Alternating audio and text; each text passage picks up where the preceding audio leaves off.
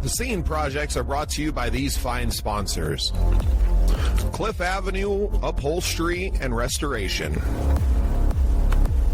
Chevy Girl Advertising and Booking, Sunny Radio, and SiouxFallsPodcast.com.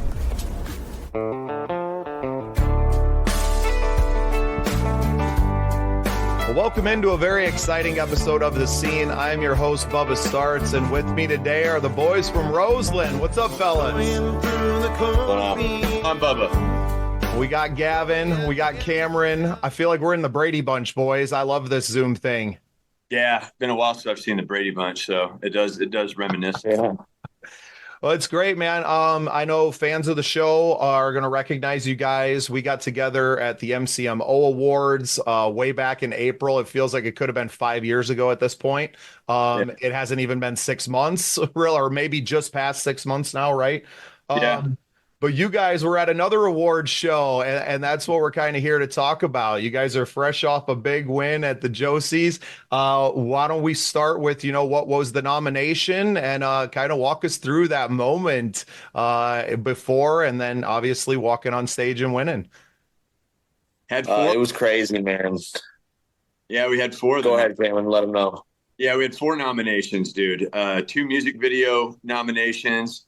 And then we were up for Artist of the Year in the duo category, and Song of the Year in the country category. So kind of all over the spectrum, a lot of humbleness, you know what I mean, by just getting selected in, not just one, but, 4 categories like that. So, I mean, it was a no-brainer to attend, just go to network and do that whole thing and just experience the Opry. And, not expecting it all to win. I mean, obviously had high hopes and, as a competitor and as a love, a lover of what we do, obviously had high hopes and, getting the name called across the stage and all that. But, if we didn't, it would have been fine anyway. Well, and it can be hard. And I think probably your experience with the MCMO Awards, that when you're not like part of that club, which I'm assuming you guys are new members of the Josies as well. I don't know if it's an association like ours is, but when you're an unknown, it's hard to come in with any expectation to win anything, really, knowing how the voting and those things work. So really cool. You guys, man, brought home 1 of 4. That's huge. Yeah, it was awesome. But yeah, you don't have to become a member of the Josies. There's no such thing. You're just, you submit and hope to get nominated. And they're judged off of a panel, right, of people that you or nobody else knows. Unlike the MCMOs, where it's obviously it's like peer judged, right? So your peers judging it. So, and if your peers don't know who you are, regardless of how good your stuff is or how hard you're banging the streets, you know what I mean? It's almost a click thing is what it looked like it got taken, in my mind anyway. And I could be wrong, but I think maybe, knowing a little bit more about the MCMO and knowing more of the artists and getting to play with some of them now in the Iowa area, maybe help us a little bit next year or whatever. But yeah, regardless, the hell of an organization, we just like the people in it. Well, and it speaks to the different award shows and the different setups of some of these organizations. What we do at MCMO, and I'm becoming more of moving into more leadership roles of that, is a lot different than what a Josie recognition will bring you.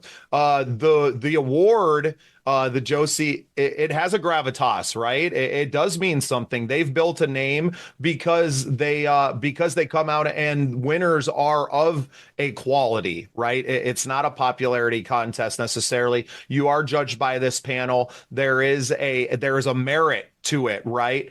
And they've built that reputation over time. So I think it really means something for you guys to come in fresh faces and win. It speaks to your craft, man. You guys have been working your tails off this year. We've been watching. Awesome.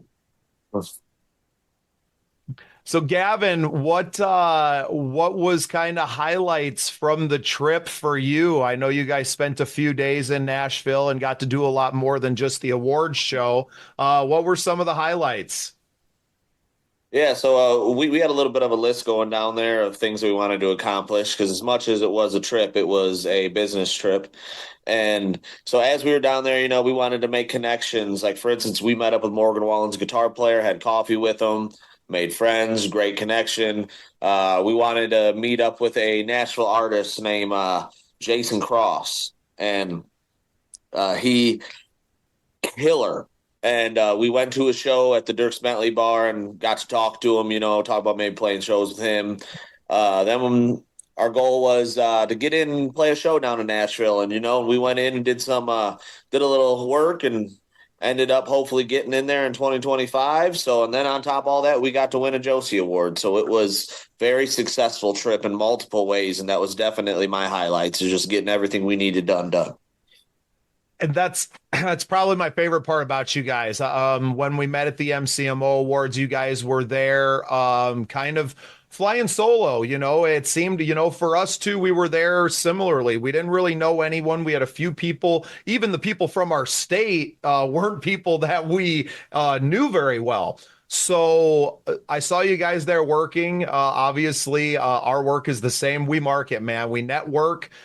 We get out there and we make connections. And just so proud of you guys going out there, making it happen. And this is just the start. You guys just keep growing. I know you had some big news earlier this summer. You guys are also new members of the Country Music Association. That's kind of cool. Yeah, it is. Yep. It is. And very cool.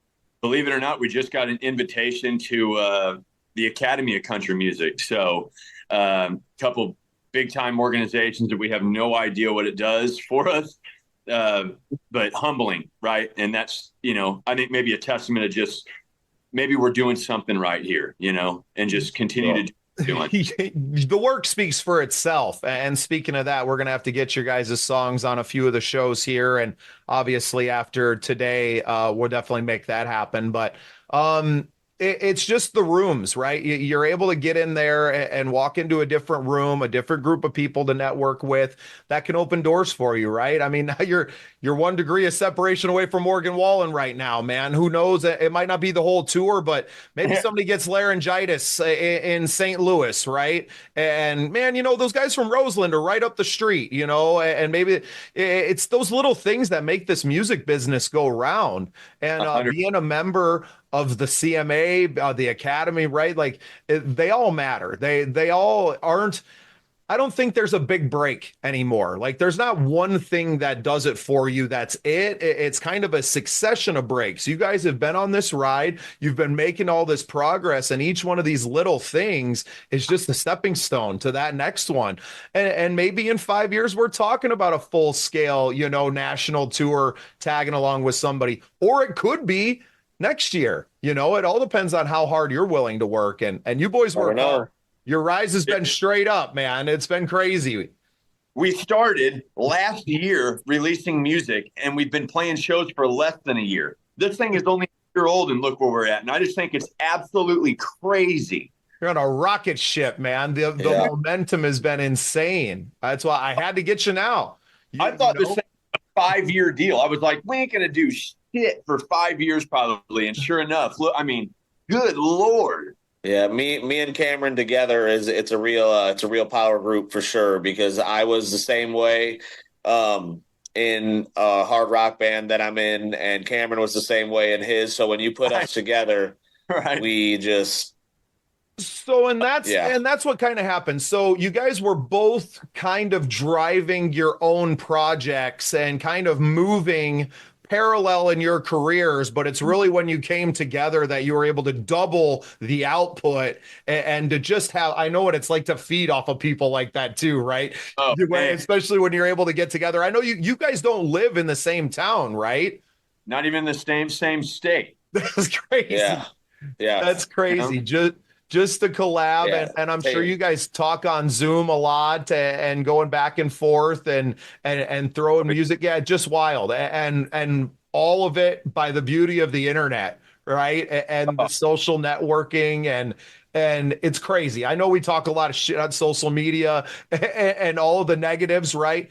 it's literally helped me build this entire thing, to connect with guys like you, to watch you rise, to be inspired by you, to hopefully let your rise raise our vibration, right? And Right. that's really what these communities, this podcast especially, is about. Is, a rising tide raises all ships, man. You guys climb up there and keep climbing in your career. 5 years from now, who knows? And if we spend 5 years watering that relationship with you, getting you all the content when nobody else wanted to talk to you, right? We do, and we just hope that all those people remember us, right? That you come back. So it's kind of like the reverse Joe Rogan. We're hoping to communicate with as many of y'all and send y'all out there, and then to grab your coattails as you're going by, just for a little bit, and then to jump onto the next one, and hopefully get to come on some tours with y'all, man. Oh yeah. Yeah, absolutely. I want to cover it. Man, you guys can, if you can, you'll just ride on the coattails. We won't even notice you're there. Between Gavin and myself, dude, we just go at a, you know what I mean? I've just never seen drive from another human being like I've seen with Gavin that matches mine so well. And I just think it's a rarity to find, is it not? I mean, I've been in bands forever, and I've never been with anybody like Gavin to where he was that gung ho. And you got to all be in sync. Otherwise, I don't think this thing freaking works. No, I mean, if you're in a canoe with somebody that ain't rowing, you're just going to go in circles, So it takes you both pulling at the same strength. And Gavin, you came from the hard rock world. That's almost a harder world to come from, because especially coming up, I don't want to say that it's cutthroat, but there's a lot of competition usually in that scene, at least from what I've seen, right? And it's not always the best musicians and the most talented people that get ahead. Can you kind of talk about maybe coming up in that scene that gives you that drive? Yeah. Yeah, absolutely, man. Right now, it is so, this is all my opinion, it's so hard to make something of yourself in hard rock currently. It's just, there is so much competition, and a lot of these bands are really good. I can think off of the top of my head, probably 5 to 6 bands within a 50-mile radius of me that I know that are just phenomenal, and they're all original. You go switch over to the country world, there's not as many originals. It's all 3-4 hour cover bands and all that. So like, you go to any town and ask how many hard rock bands or rock bands you guys got. Though most of the time I got a feeling it's going to be 10. You go, how many original country artists you have in your town?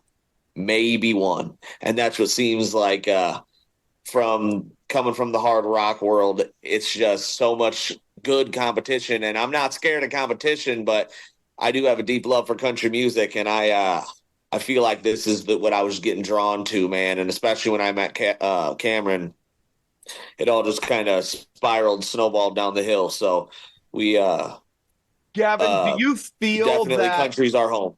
Yeah, well, and do you feel that it is given, as a songwriter, that it gives you a little something that maybe that hard rock, heavy metal scene, the ability to tell a story, right? I feel like you're a little boxed in by the genre of heavy hard rock, that, there's only so many places emotionally you can go with music that's that heavy, right? I mean, I don't feel like there's always a ton of nuance in the genre. Yeah, for sure. A lot of it, there's some dark stuff. There's some dark lyrics. There's a lot of emotion in hard rock for sure, but there's a lot of emotion in country too. So, well, and just different emotions, right? Country can speak to those nuanced emotions, the bittersweetness, all of it. I mean, Cameron, I listened to your guys' songs. Maybe you want to chime in on this a little bit too, and the songwriting process. So what was your kind of band? Were you always in the rock world or what? Yeah. Or country? So you were rock too. Both of you guys are new to country.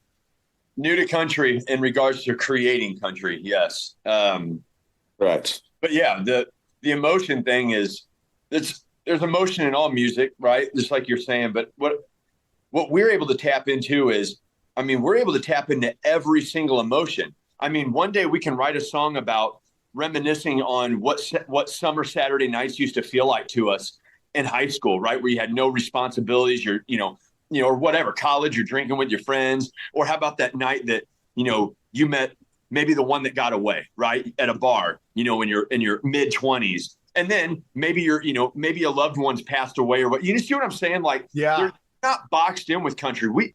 I think Roseland does that really well. We're able to write every emotion Very well. And it sounds like we fit there. It's not like, ooh, yeah, man, Roseland should probably stay the hell away from from love, right? Well, and I think what you do is you're able to bring a little bit of that emotion and feeling from your rock roots. It shows up musically in the country music. I mean, you call it whatever you want to. You guys got a great sound. I love the videos. I think your content's freaking awesome. Obviously, a lot of other people do too. You continue to go. I haven't had the chance to see you live beyond, the awards show last year, which isn't really fair to you guys. I know you like to bring a lot of energy to the stage. It's amazing to see people, because I grew up on classic rock, man, and I wasn't hard, heavy stuff, but it was, 70s acid rock, psychedelic rock, but stuff we all kind of grew up with, and realizing that, that old school country, the fishing in the dark and the copperheads and all that stuff. It's the same thing. It's the same thing as the Joker and all the music that I grew up with. So I just started mashing them all together. I was like, cool, you guys want, you're going to pay me to play these cover songs. I'll sneak a few of mine in. But when we're going to play this is that, and that's what South Dakota is. We got rodeos and motorcycle rallies, buddy. You got to be able to do it all. So yeah, you guys would fit great for that event. I'm going to do my best if you guys are available. It's the first week of August. I think it's the 1st through the 10th of August, 2025. It's the Sturgis Motorcycle Rally. Going to have about 1 million bikers out here. It's the 85th anniversary. They would freaking love you guys, and I got a bunch of gigs. So we'll be talking. We'll be talking. If you can pull those strings, boy, that'd be something special. 2026, let's do that. We're talking with ND, North Dakota Country Fest. Awesome. So we'll try to get into that. We missed the plug this year, unfortunately, but we'll be in Minnesota at Winstock. So we're getting some love in the festival region this summer. But yeah, we would love to get to South Dakota and kind of see what y'all got to offer, because we got a lot of partying. Absolutely. Yeah, well, we'll link all that. I got a booking agent gal that we work with, our friend Tasha. She hosts our songwriter showcase, so we'll get you guys on for that while you're here. And yeah, we don't miss any opportunities, man. I don't go anywhere without my microphones and ready to capture it all. It's been a real blast watching. The Scene Prox is on the same trajectory, man. We didn't even know what we were doing 6 months ago. I would say we probably still don't know what we're doing, but I think the direction we're headed in is right, and watching all of our friends rise together, it just gives you a lot of confidence that, like you said, you must be doing something right. You got a lot of energy, dude. You got a lot, and you got a lot of give a shit, brother. And you can tell, and it just oozes out of you. So it's no wonder why the scene's doing what it's doing. You have the drive that Gavin and I have. So as long as you have that, I mean, it's no wonder why the scene's doing well. I want to share something with you guys that a friend told me, and he was actually a record producer. He worked with Petty and Leon Russell and greats, man, greats. He's not the guy that was on he was the guy in the booth, right? And he told me, he's like, Bubba, when you got, one person that's thinking one way, that's pretty hard to stop. When you got two people thinking that way, you can really do some damage. But when you got 3 people or more moving in that, you're unstoppable. So once you're able to assemble that team around you, I'm very fortunate to have a beautiful wife that supports everything that I do. I know you guys got some beautiful women that support you. You have each other to lean on. There's no stopping what Roseland's going to do, man. Whatever you guys can dream up is what you can achieve. I hope we get to play some shows together. If you're going to be in Minnesota, I'll keep an eye on that schedule. And yeah, man, we're just keep rising together. This is fun. I love it, brother. I love it. Absolutely. Cool. Well, boys, I know you're busy and you got big things to get to, so I'm going to let you go. Anything you want to plug before we jump off tonight? Yeah, Gavin, plug that thing. Man, so 11/21, our song starts with Little Drinkin's coming out. And I'm telling you, man, the next 6 to 8 months of releases, you guys are into something real special. Because I believe that these are the best 4 songs we've ever written in multiple different ways. They're all unique to each other. And I think everyone's going to be real happy in the next 6 to 8 months with these next 4 releases. Starts with a Little Drinkin. Yeah, hell yeah, level up, man. I'm proud of both of us, man. We've really leveled up in our craft. Yeah, feels really good. Yeah, we're proud of you too, man. Watching the video of you guys winning the award and walking up, man, I'm in tears. Like that's my boys. I don't care if we only met once, man. That's my boys up there taking it home. It's a beautiful thing, man. Well, we're looking forward to the releases. We'll be plugging them here. You know, we're big supporters of everything you guys are doing, and yeah, just keep on pressing. And for everybody else, make yourself part of the scene. Absolutely. Thanks again, Bubba. Yeah. For what you're doing, bro. Thank you. Thanks for listening. Remember to follow the Scene Projects on all your social media channels and get even more content at thesceneprojects.com. No other pour that love on me like water. Gotta know she was a love that's made for two.